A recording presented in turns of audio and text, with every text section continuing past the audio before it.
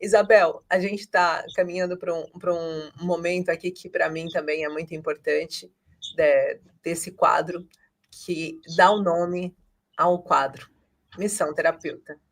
Qual se tornou a sua missão? O que se torna a sua missão a partir de ter passado? Só antes de você me responder isso, só porque eu não perguntei, eu gostaria que você me falasse como você via a ansiedade e a depressão antes da formação e como que você enxerga hoje.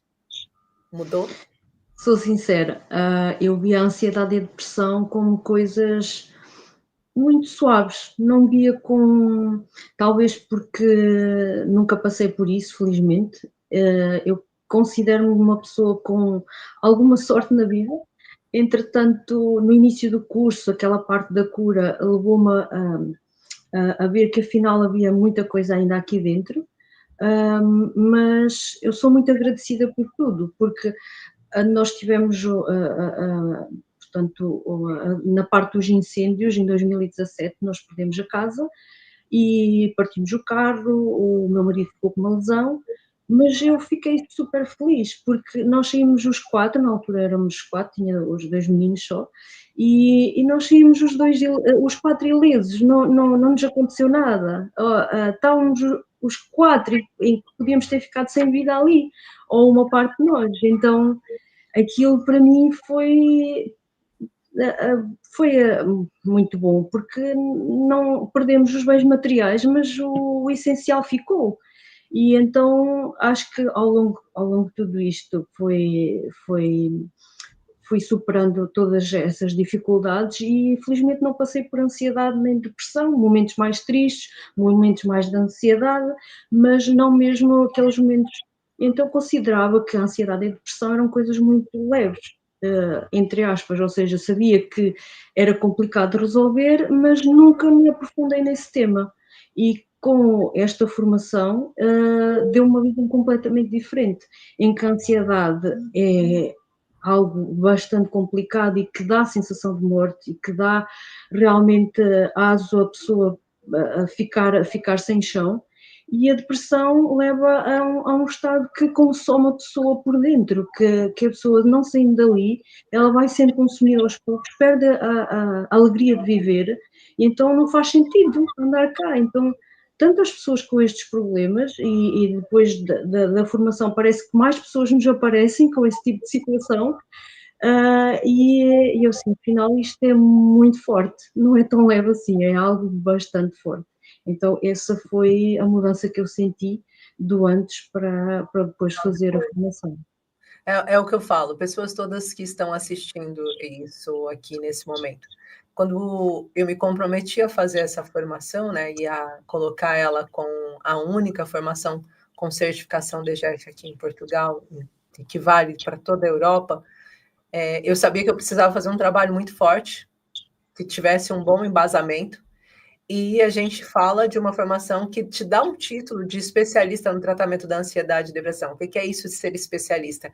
É você saber de fato o que é a ansiedade, de fato o que é a depressão, o que causa essa doença psicossomática, como que você consegue identificar esse padrão e saber para além dos rótulos, porque a maior parte dos profissionais na metodologia convencional vão saber, é depressão major, é depressão bipolar, isso é um estresse pós-traumático, é um transtorno de ansiedade generalizada. A gente trabalha no antes disso até. Apesar de todos os terapeutas biomicrohertz saberem quais são essas nomenclaturas, o porquê que elas são dadas, nós trabalhamos no antes. Porque antes de ser um transtorno de ansiedade major, um transtorno de ansiedade major não, generalizada, ele era uma ansiedade. Então, o que fez com que ele criasse essa situação, o que fez com que ele passasse a ter que se defender dessa forma, né? Assim como o transtorno bipolar, entre outros. Então, quando eu me comprometi com isso, eu me comprometi a trazer esse embasamento, todo esse processo, a entender que a microbiota intestinal está envolvida no processo e quando ela está prejudicada, o paciente anda anos sem conseguir ter uma melhora, que o nervo vago é a fonte que faz com que essa melhora possa acontecer e que, sim, existem ductos emocionais que, quando obstruídos, fazem com que o paciente não consiga mais ter emoções que antes ele tinha e reaja de forma instintiva, entrando em estado de alerta. Então, esse processo, para mim, Isabel, é algo muito importante, porque faz com que eu saiba que vocês sentando numa mesa com quem quer que seja, vocês sabem do que vocês estão falando, vocês sabem o porquê que aquilo acontece, vocês sabem como aquilo acontece, porque faz parte, né, desse processo. E ter acesso a isso online é bom, porque a qualquer momento você pode sempre abrir o vídeo e lá tirar Sim, dúvidas com qualquer dúvida, porque o sim. conhecimento ele não é adquirido todo de uma vez, a gente vai consolidando, né. Isso é o natural nosso, então, ir consolidando.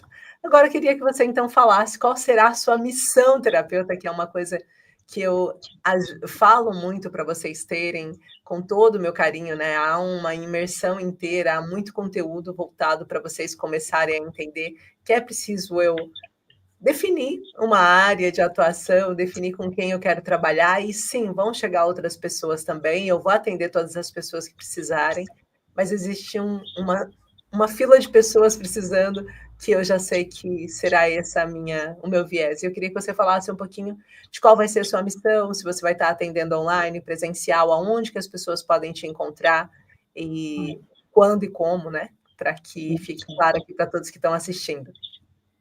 Ok, então, hum, eu acho que a minha missão de momento, será para mulheres a partir dos 45 anos.